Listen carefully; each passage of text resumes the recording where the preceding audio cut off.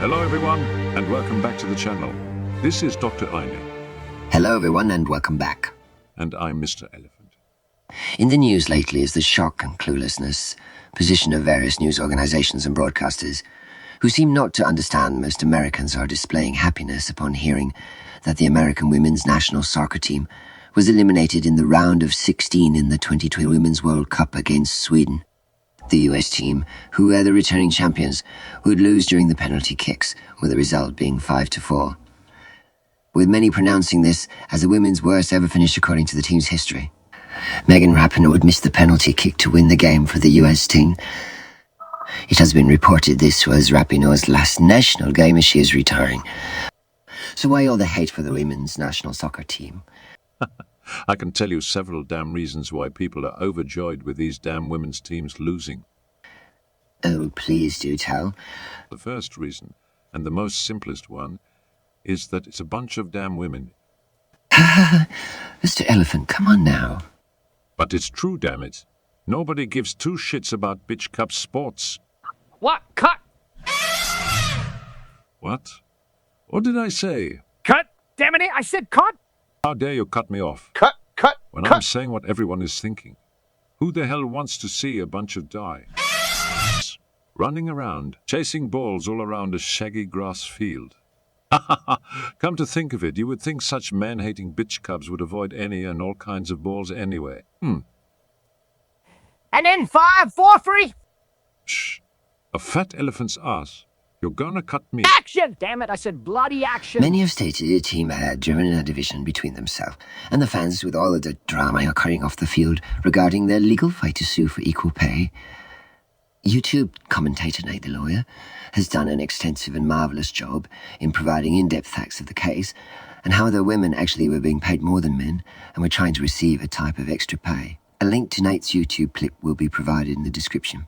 Another issue would be kneeling during the national anthem in support of Black Lives Matter, who themselves dominantly stand against police officers. Later, it would be proven Black Lives Matter collected millions, bought personal mansions, and paid themselves a lucrative salary, enriching only a few blacks, to say the least.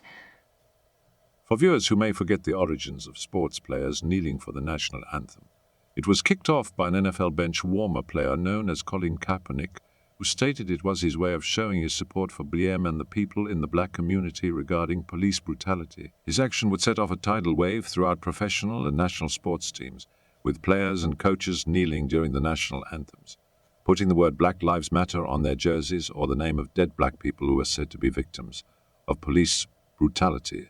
An attempt to incorporating a black national anthem to be sung after the national anthem was also done, and panting Black Lives Matter on the field or courts in various sports arena would cause many fans to turn away from viewing American football, basketball, and baseball. I would also say the women's national soccer team turned its own back on America and its citizens. As a nation, sports has a very different meaning to us than other nations.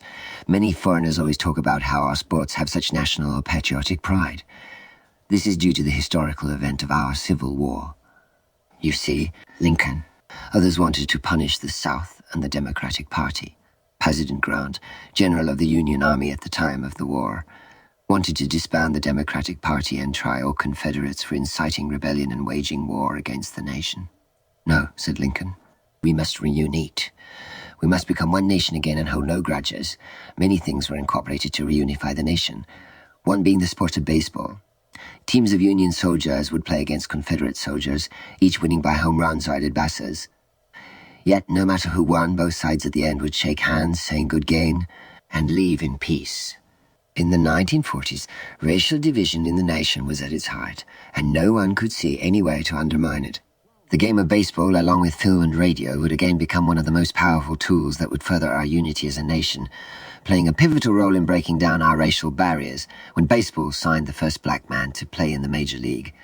Jackie Robinson. The game of baseball helped our country in some of the most challenging times in our history, uniting us in ways many did not even think it would be possible. When a national team is created, it is done so to literally represent the nation on both the international and national world stage, by showing the world not only the quality of our players but also our sportsmanship and how our national team treats each other, other teams, the fans, and the nation they represent. Sadly, and very recently, many people have forgotten the power of sports to unite people and a nation facing hardships, be it war, economic turmoil or disasters, natural or man-made, or is facing various social upheavals like homelessness, mass migration or political divide. A sports team, regardless of if it is national, professional or amateur, can calm the internal tensions of the nation and reunite the people around a common goal. It can and does speak to the people, reminding them our nation is worth fighting for. As one, as Lincoln said, a house divided against itself cannot stand. But in recent years, the women's national team has shown no display in words or actions of unification. No, instead, these women only show division, disrespect, and were on and off the field. Nothing but a constant display of animosity, disrespect, disagreement, and division fueled these women.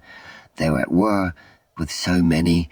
They were at war with Trump, with Republicans, with the Soccer Federation and its sexist treatment against women, against their male counterparts, and their anti-stance against police officers. They were even against their own teammate, along with Christianity, when Jalen Hinkler expressed her disagreement with being told to wear the LGBT pride jersey as its meaning was against her faith. Interestingly, she would not be officially dropped, but was no longer on the team roster. According to reports, Ms. Hinkler has not played for the US women's national team for 3 years.